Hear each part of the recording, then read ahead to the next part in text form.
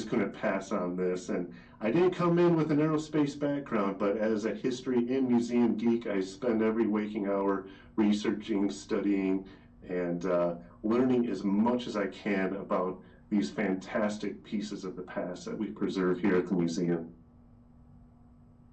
Yeah, that is amazing. So let's just have a look at some of those interesting artifacts you've got behind there. Why don't you just give us a sneak peek there at a couple of your favorites? Well, I'll point out behind me here, I've got a Redstone short-range ballistic missile that was a U.S. Army program, and the silver one back there is our Atlas intercontinental ballistic missile. There's several behind them. I call those bad boys the ballistic section of our display here at Hangar C. And what's interesting is this Redstone, this was our first foray into ballistic missiles. I mean, that was Dr. Werner von Braun and his crew through the Army Ballistic Missile Agency coming up with these weapon systems. And they were weapon systems. These were made to rain warheads on the forehead, so to speak. But these implements of destruction were converted or repurposed for exploration. So this Redstone, it's a fairly modest size on its side. That you take that white nose cone off, you put a single seat Mercury capsule, and that is Alan Shepard's ride into space in May 1961. Very modest beginnings for our very impressive space programs to emerge over time. Project Mercury started it all when it came to manned space for the United States. So Redstone got us into space. Those were suborbital launches. Alan Shepard and then Gus Grissom. And then when we went orbital with Mercury, that's when the mighty Atlas came online. Atlas was designed to carry a warhead to the other side of the planet in a matter of minutes in 1960s technology. But you put a single seat Mercury capsule on the tip of that, and that is John Glenn's ride into orbit back in the early 1960s. So you get this fantastic inspirational story of objects made for destruction but repurposed for exploration, and a ton of military space science embedded in all of it. So very cool highlights right there. Can we actually go walk? Can we walk around those? Yes, yes. Yeah, and those are so just so for the viewers, those are real rockets. Those aren't just models. Am I right about that? These are the real deal. These were surplus or training units that were placed on display in our rocket garden at Historic Launch Complex 26 back in the 60s. But this is a very difficult preservation environment. So over the decades, the coastal environment took their toll on these pieces. So these over the last, well, since the mid-90s, we've been restoring these 1 or 2 or 3 at a time. And that involves meticulous disassembly, media blasting, zinking, repainting, reassembly. And so what you see here are restorations of those items with over 90% original material in them, so that we're maintaining the historical integrity of these pieces. But they are the real deal, which makes it incredibly exciting. You're not looking at fabrications. This is it. And this happy little guy behind me is our Snark missile. He's a beast, looks like a jet, a military jet of the early Cold War period. This was our first intercontinental cruise missile. So it was jet powered. It would carry a warhead across the oceans to the other side of the globe. But since it was subsonic, it would take hours to reach target. By the time that mighty Atlas came online as our first ICBM, this became instantly obsolete. But as I'm pointing these out, imagine anywhere from dozens to hundreds of each individual model or vehicle tested out here at the various launch complexes here on Cape Canaveral. So 90 of these Snarks were launched here before they were actively deployed in Presque Isle, Maine during the early years of the Cold War. And it kind of filled that gap before those ballistic missiles came online. We've got an Agena B, that's an upper stage or second stage. We have an Agena A here as well. And Agenas were used for a lot of military payloads put into orbit in the early days of the Cold War, a lot of reconnaissance satellites, and then NASA also used them. And to think of the Agena target vehicle for the Gemini program, it was a variation of this that the Gemini capsule with 2 astronauts would dock with in orbit in preparation for moon programs for the Apollo program and all of that. Gonna battle a little bit of sun here. Here we go. One of our more recent acquisitions is this guy right here, and I'll try to get it in frame. It's a beast. It's a big piece. It is our GT5 or Gemini Titan 5 booster segment. I'll come up close to you so you can get some scale how big this thing is. It's huge. It's only a piece of it. It's the upper half of the first stage of a modified Air Force Titan II ballistic missile, modified for the Gemini program. So this is from Gemini Titan 5. This took astronauts Conrad and Cooper into orbit from Launch Complex 19 just down the road here on Cape Canaveral Space Force Station. And they set the duration in space record of 8 days. And 8 days is consequential because it takes 8 days to successfully and safely travel to the moon and back. So this was one of those major stepping stones in our quest to land on the moon. Now, so this first stage crashed back down to Earth, slammed into the ocean, broke in half. The lower half with the engine sunk to the bottom of the ocean, but this remained afloat and was extracted by the Navy and came back and was studied up in Baltimore, displayed in Dayton, ended up in Huntsville, and then a couple years ago, they offered it to us and we brought it back home to the Cape.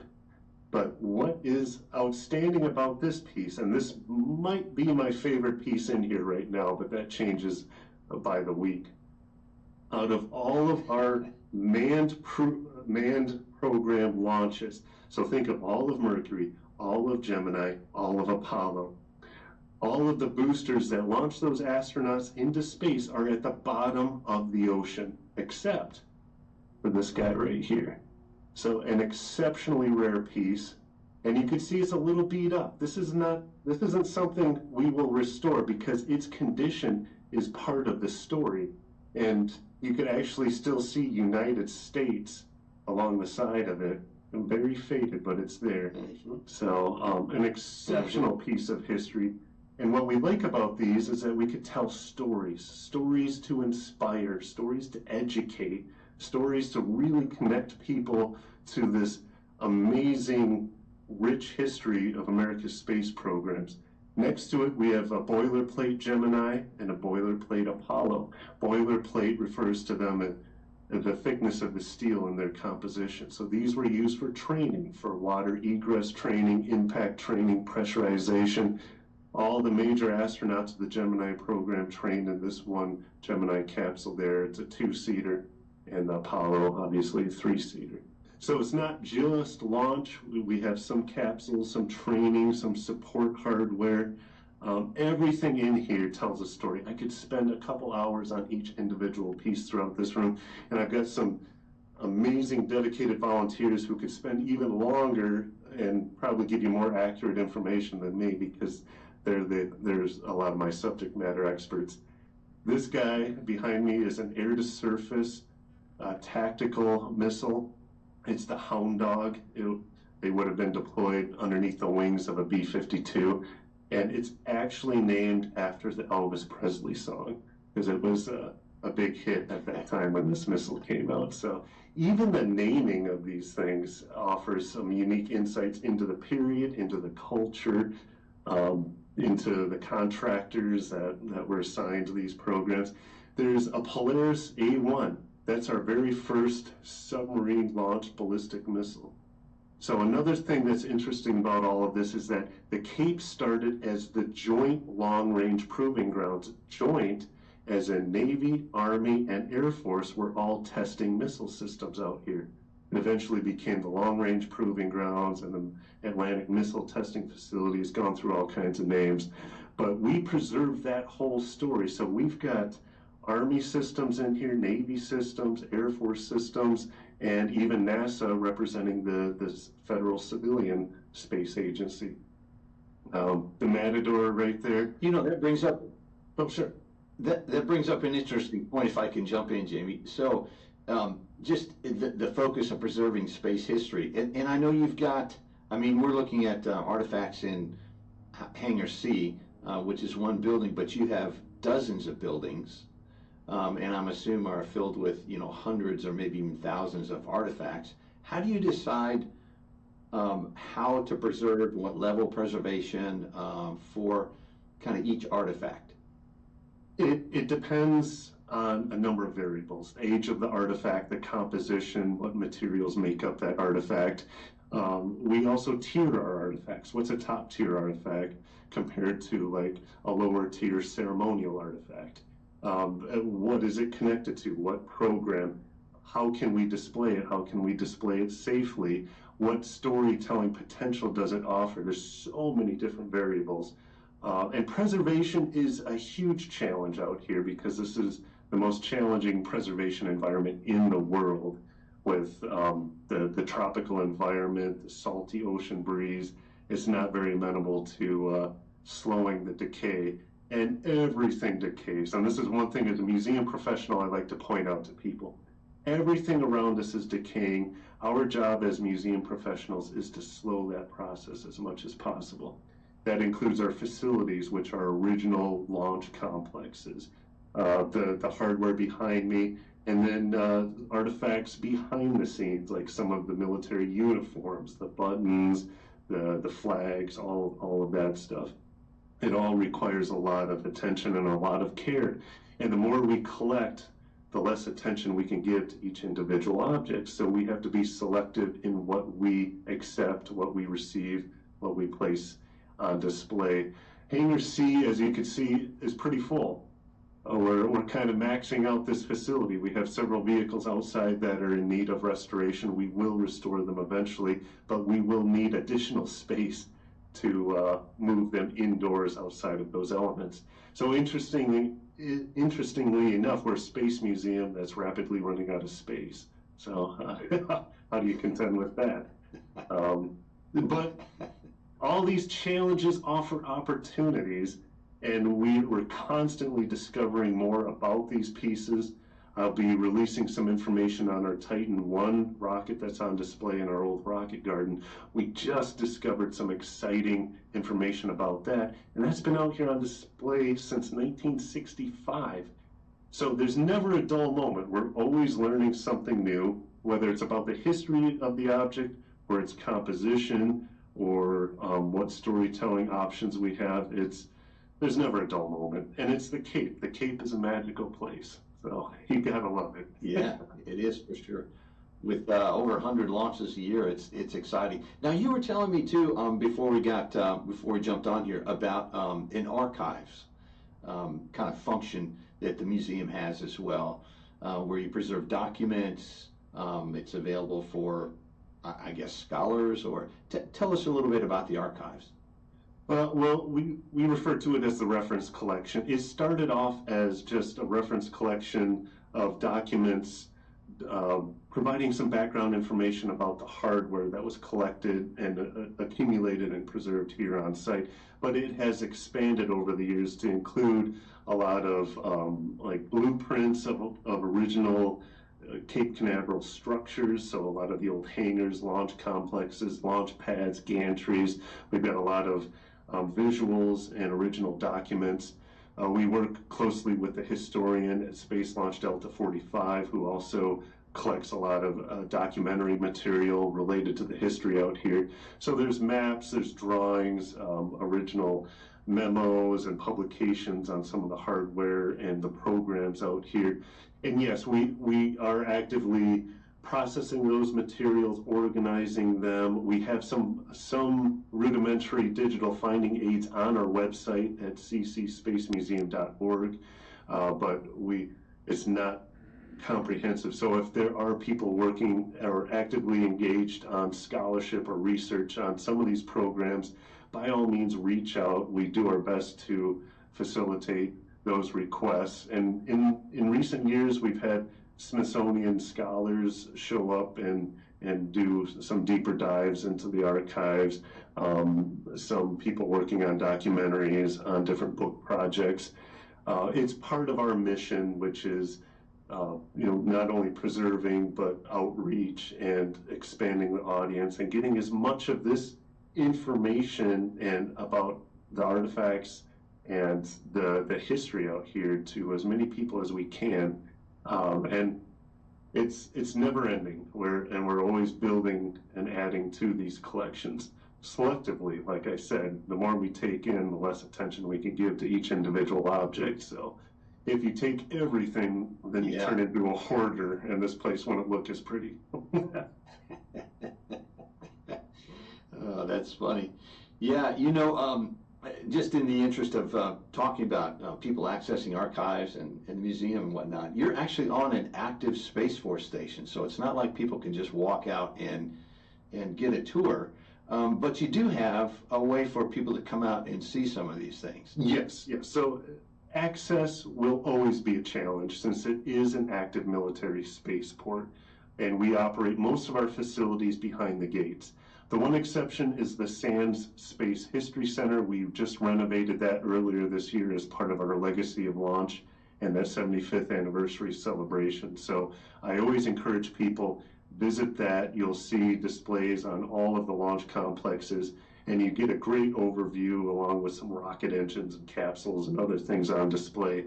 The rest is on the installation, and there are tour companies that do operate with us out here. All of that is on the tours section of our website. And the Sands Space History Center is free admission, but those excursions do charge a fee because they need to cover their operating expenses. But if people are interested, all the information is on our website, and those tours will include Hangar C, this space right here, along with Launch Complex 26, where America entered the space age. That's the headquarters of the museum, and that's where we launched Explorer 1 in 1958, our very first satellite in orbit. It's awe-inspiring, it truly is. Right next door to it is Complex 5-6 on the museum grounds. That's where Alan Shepard launched as our first astronaut in 1961. So we sit right where it all began, and that's one thing that makes this museum truly exceptional and exciting. So yeah, come on out, check it out. It's a lot of fun. You have a great office to go to. Let me tell you, Jamie, that's got to be one of the best in the world there. And I did check out the website. It's a great website. There's tons of information. You've done a lot of work on the website. Give us that URL one more time. It's ccspacemuseum.org, and that's courtesy of the U.S. Space Force Historical Foundation, our supporting nonprofit private foundation. Their whole mission is to fundraise to support our initiatives as far as preservation and outreach. So they were the ones mainly responsible for the Sands Space History Center renovation earlier this year. That website was brand new a couple of years ago, still holding up great. And they're essential. That foundation is essential to our operation here. So we're always eternally grateful for their support. But ccspacemuseum.org, check it out. And we're active on all the socials too. Yeah. You can find us on Facebook and LinkedIn and Instagram and all that stuff too. Excellent. Well, you've got a great museum out there, just a wonderful facility. The beginning of the space program for the U.S. and the world happens right there at your museum. So we've been talking with Jamie Draper, Museum Director of Cape Canaveral Space Force Museum. Jamie, thank you for your time today. Thank you, Bruce.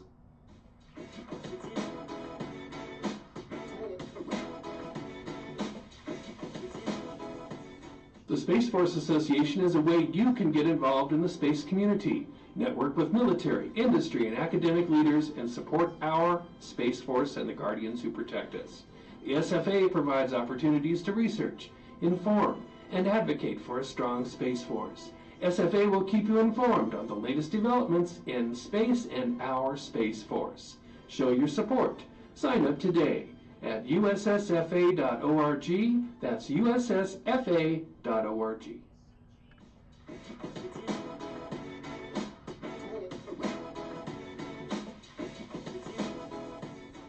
And my guest is Colonel Bill Wolf. He is the President and CEO of the Space Force Association. Colonel, welcome to the show. Hey, thanks a lot, Bruce. Really appreciate you taking time and volunteering your time to create this Space Power radio show. And thanks for having me as a guest. Yeah, you bet. I'm super excited to talk about the Space Power Conference. It's just around the corner, and there's so much going on. I was looking at the website because it changes all the time with the Space Power things. There's a ton of sponsors out there. I mean, I remember, this is the third year for the conference, right? Year number 3. And I remember there were a lot of sponsors last year, but it seems like the pages are spilling over with sponsors this year. Yeah, I think what they're responding to is the opportunity to meet with Space Force Guardians and Space Force leadership in a very casual setting, which is really why we started the Space Power Conference. Is there was no conference that was solely dedicated to the Space Force. There were a lot of other conferences out there, great conferences, but none were dedicated to the Space Force. So I think what's happening is companies who want to work with the Space Force, they want to support the Space Force, they're seeing the opportunity to support in a way that helps provide a very unique environment, not just for Guardians in the Space Force, but also for those companies that want to support the Space Force. So again, we created a very niche market for folks, and you're seeing, I think, the response to that, and people are really excited to get engaged, and it's not an exorbitant amount of money. We're not asking folks to spend their entire budget to show up to the conference. It's a very low buy-in to, again, be part of something that's extremely beneficial to the Space Force, which is bringing Guardians together, having discussions about how they're accomplishing their space power mission, and then how they're looking at the innovation for some of these key companies that are coming to market who want to help. So it's a very exciting time, and we're honored to have as many sponsors that we've got showing up to support. Yeah, that is exciting. And it's, so I failed to mention the dates. It's December 10th through 12th, so it's coming up. And last year we had a couple thousand people. Is that what we're targeting this year as well? Yeah, that's a great question. Last year we had, I think it was right around 2,000.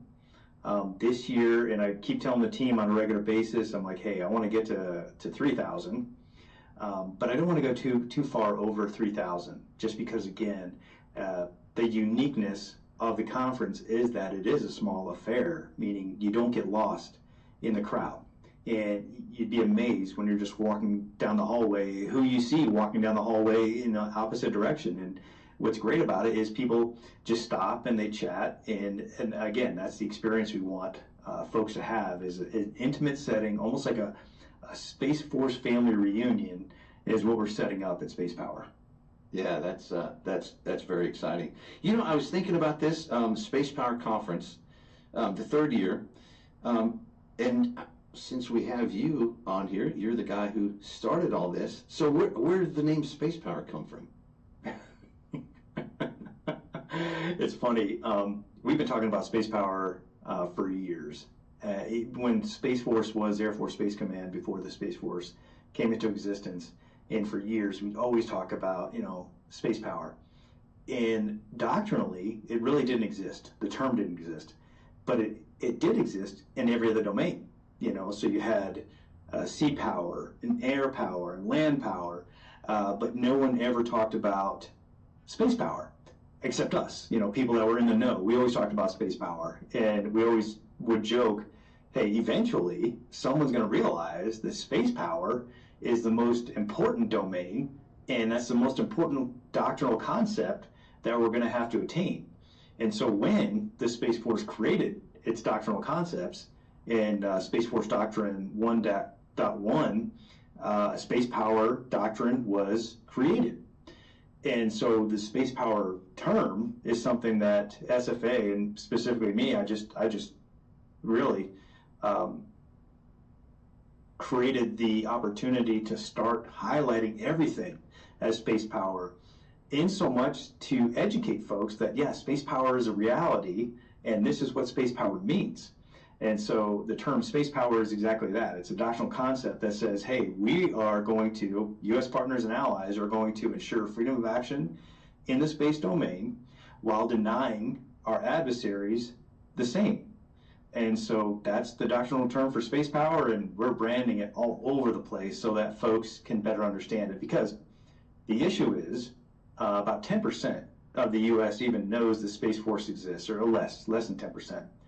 And if you really pull the thread on that, even less understand how critical the Space Force is to our day-to-day lives. So even though we touch space, you know, our average citizen, American citizen, touches space 50 times a day, we don't have a day without space because of the Space Force and the U.S. Space Command ensuring that there is space power.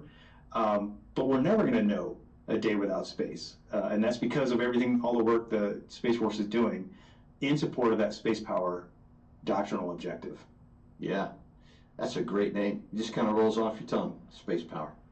Hey, you know, I was looking through the agenda, which is super exciting, and just looking at all of the speakers. You've got some of the key leaders, both from the military side and from the business side, who are going to be speaking in a very, you know, a rather intimate setting where you can, you know, you said it's you know, a couple thousand people, and you can walk up to folks in the hallway and have conversations. So take me through some of the folks that you've got on the military and the business side coming in.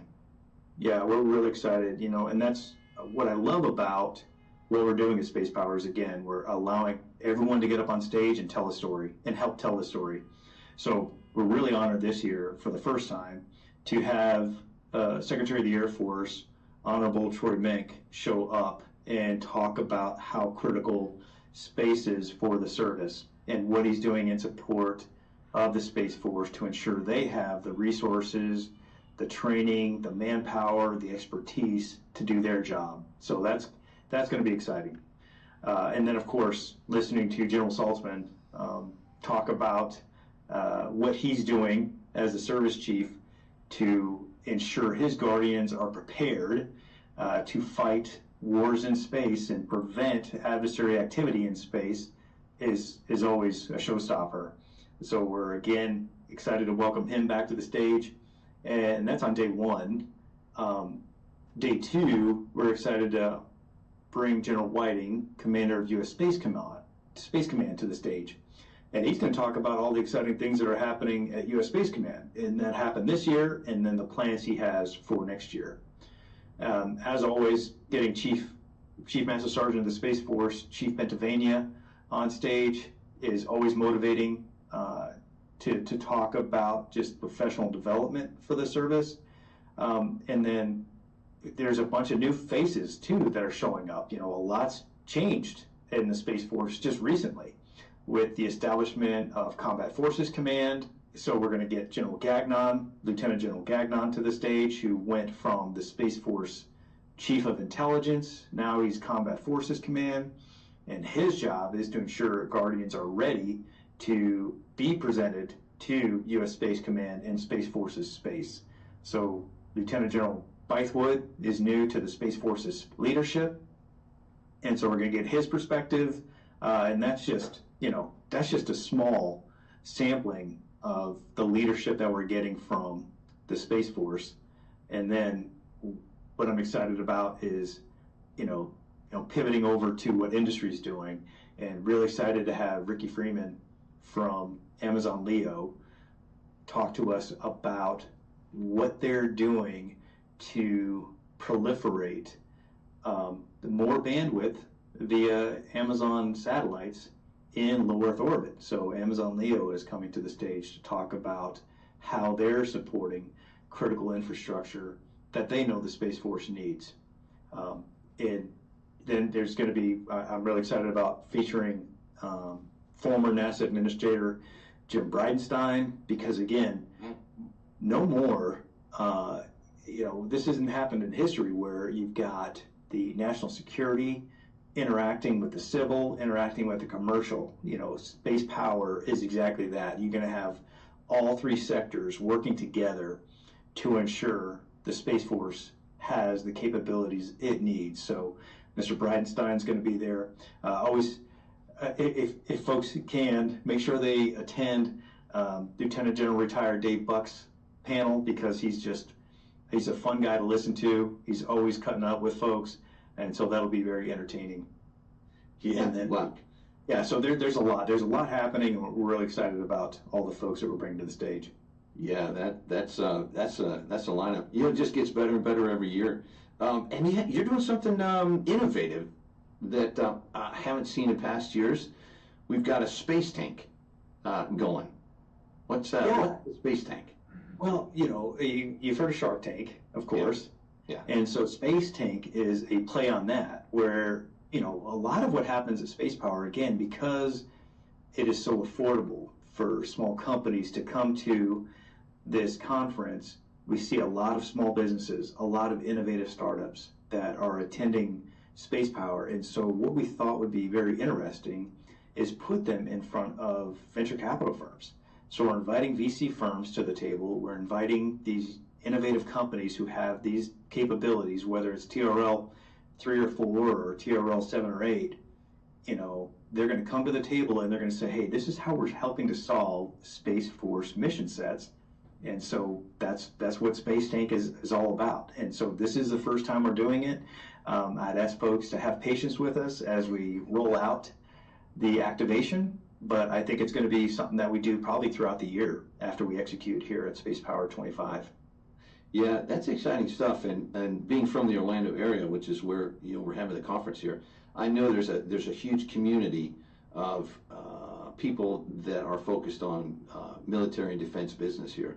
It's very innovative in this area. A lot of training, simulation, those kinds of things. So there's a lot of industry that supports what's going on in the military. So a lot of small companies, a lot of tiny little startups just popping up all the time around that.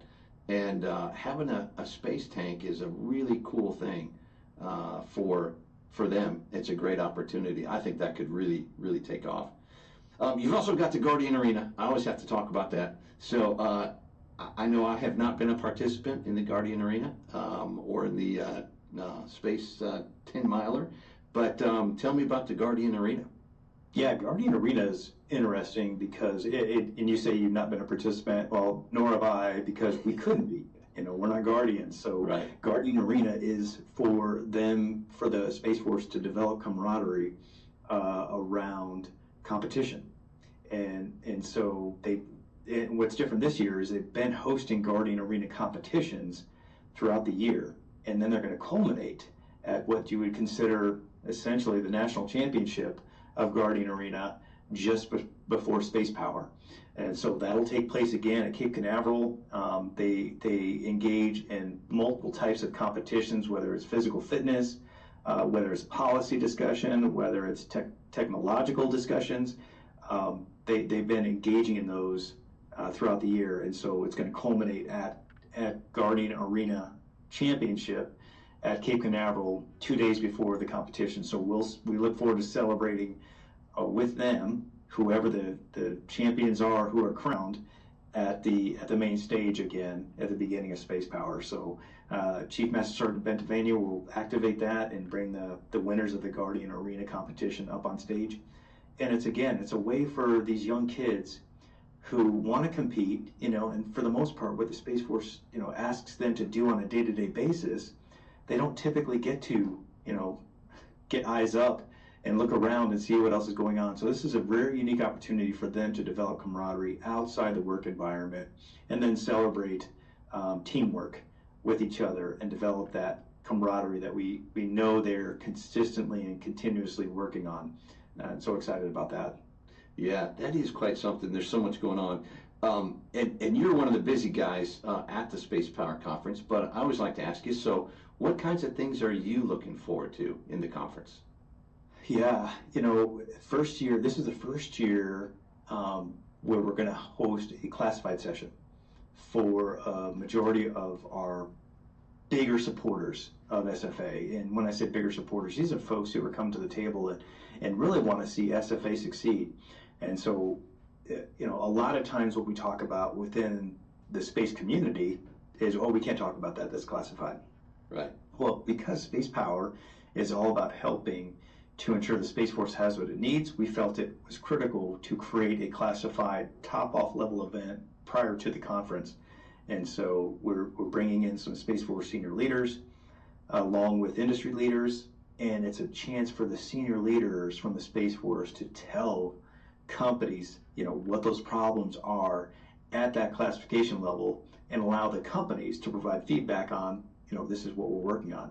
So that's going to be exciting, just to help solve those space power problems that the Space Force contends with on a daily. The other thing, of course, is the awards gala, and I can't say enough good things about Mark Dreiling. Mark Dreiling, another volunteer like yourself at SFA, he's our awards committee lead. And I tell you, since inception of Space Power 1 in 23 to Space Power 25, we have taken that gala from, a few hundred folks just trying to figure stuff out. I think we're going to have over 500 folks in attendance at this gala, and we're going to celebrate over 40 heroes in the Space Force, these guardians who are doing this work. And so I am really excited about that. And for those who are at Space Power 1, they are going to take advantage of having the Spasmatics once again showing up in Space Power 25. And so after the award gala is over, we're going to open up the doors and everyone can come and take part of a really unique, fun event that we put on. And we're excited to have live band again after the gala, which I always look forward to. I remember I was at the Polaris launch with Jared Isaacman, the Polaris Dawn launch, and it just happened to be my 50th birthday, and he had a launch party. He hosted a launch party, and I remember going to that, and the Spasmatics were playing. And so I've seen them in Vegas quite a bit, and so just having them back on stage here at Space Power is a really unique event, and it's a good time. So I'm always looking forward to that, besides all the conversations that will take place throughout the conference. Yeah, that's exciting. That's fun stuff. So I want to ask you one other thing too, because there's another big part of the Space Power Conference that I think is people can spend lots of time in, and that is the showroom. The exhibit hall. Yeah. So this year, I remember, folks who attended last year, there was the kind of the ballroom area where the speakers spoke, and then across the hallway was a big area.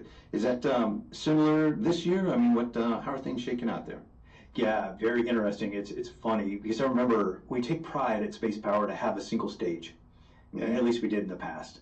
And because what that does is it allows everyone to have the same experience. Well, what we're realizing is to have a single stage is tough with the amount of people that want to talk about how they're supporting space power, not just from the industry, but from the Space Force. So providing opportunities for Space Force guardians to talk more about what it is they do is what our objective was with creating multiple stages. So we have the main stage, we have an innovation stage, and then we have the Redwire stage. So Redwire sponsoring another podcast stage so that we can have content going on throughout the conference to allow many speaking opportunities. So the innovation stage is exactly that, is what's happening in terms of innovation. And that's going to happen right in the exhibit hall, right near the exhibit hall. So folks can be in the exhibit hall, and then they can also take part in listening to content that's going on throughout the conference. And we'll take breaks from the main stage to let folks go into the exhibit hall, and that's a little bit different than last year as well. So very unique activations to ensure everyone can experience as much of space power as they possibly can. Yeah, that is exciting stuff. Well, I gotta say, when I listen to you talk about it, it sounds like the best one ever. And I thought that last year and the year before that. So it just keeps getting better and better. It's exciting stuff. So the Space Power Conference, December 10th through the 12th. It's in Orlando, a great place to be in December. And gosh, it seems like it's the center of everything Space Force for those 3 days. It's going to be right there. You've got the Secretary of the Air Force, you have General Saltzman, you have Chief Bentivegna, you have all kinds of classified briefing, something for entrepreneurs. It's all there and focused around the Guardians. So super excited. I know the Guardians are super excited about it. It was a great event for them last year. It's something for them, and it's the only thing for them, I think, that's out there right now. So any final thoughts, hopes, and dreams for the outcome? Yeah, so as always, come to Space Power, and what's funny is I'm inviting people that don't know anything about the Space Force down to Space Power. And I ask them, when I talk to them, I said, hey, do you know anything about the Space Force? And they're like, no, I'm not sure. You should come down to Space Power and check it out. you'll learn. Be my guest, because I think you'll learn a lot. And so that's what I get excited about, is not just the Guardians showing up and doing what they're doing, but helping to get the word out about how critical the job is that they do on a day-to-day basis to ensure freedom of action in the domain and really allow our quality of life to be what it is. So getting folks that are outside the Space Force to come in, getting folks from the Space Force obviously to take advantage of it and have a great week in Orlando. So it is really Space Week in Orlando, and it kicks off with Guardian Arena, and then we have the golf tournament, obviously, and I think we're sold out on that. And then we've got the Guardian Day, which is the first time the Guardians are actually coming together, and they're going to have their entire own day before the conference, because last year what we tried to do is give them 30 minutes before the conference kicked off, and it just wasn't enough time. So this year, the Space Force has come forward and said, hey, let's have a Guardian Day for Guardians only before the conference, so they can kind of baseline expectations for the Space Force and provide professional development for the Guardians there before the conference kicks off. So that's really exciting. And then obviously 2 days of great conference, and awards gala, and a concert, and then the Space Force T-minus 10 miler is on that Saturday. So you want to talk about a time to set aside right before the holidays, turn this into your holiday party for industry, go down to Orlando, have a great Space Power conference, and then kick your shoes off and enjoy the holiday season, and using Space Power as the catalyst event to start that. I'd be remiss if I didn't say, hey, we're not done here at SFA this year. We're only getting going. And don't forget, the DC chapter is hosting the Space Force birthday dinner in DC. I think they sold out on that. I'm not exactly sure, but that's happening on the 19th this year of December. And then we're looking forward to 2026, and we have a lot planned for 2026, from legislative engagement to education outreach, from K through 12 all the way up through college, for folks to start their space careers, partnering with our corporate members on helping to stand up a Space Power Center, a National Space Power Center, where SFA conducts all of its activities, and then creating opportunities to create hubs around the U.S.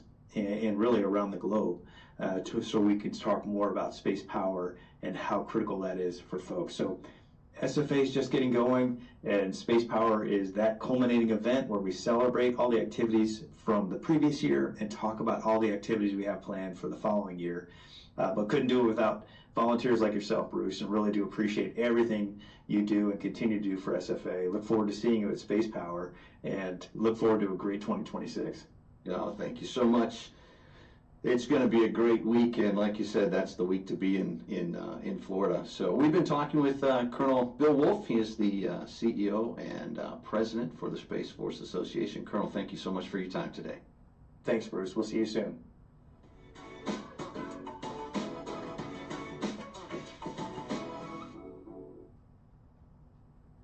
And that wraps the show for today. Special thank you to my two guests, James Draper, who's the museum director for the Cape Canaveral Space Force Museum, and retired Colonel Bill Wolf, who is the CEO and president for the Space Force Association.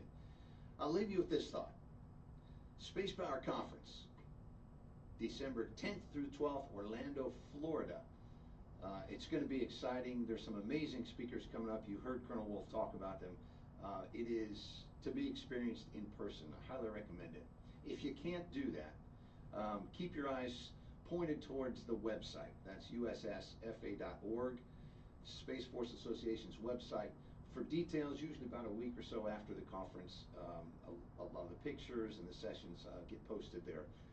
But I'd recommend get yourself to Orlando on December 10th through 12th if you can do it. Thanks for tuning in. I'm Bruce with SFA.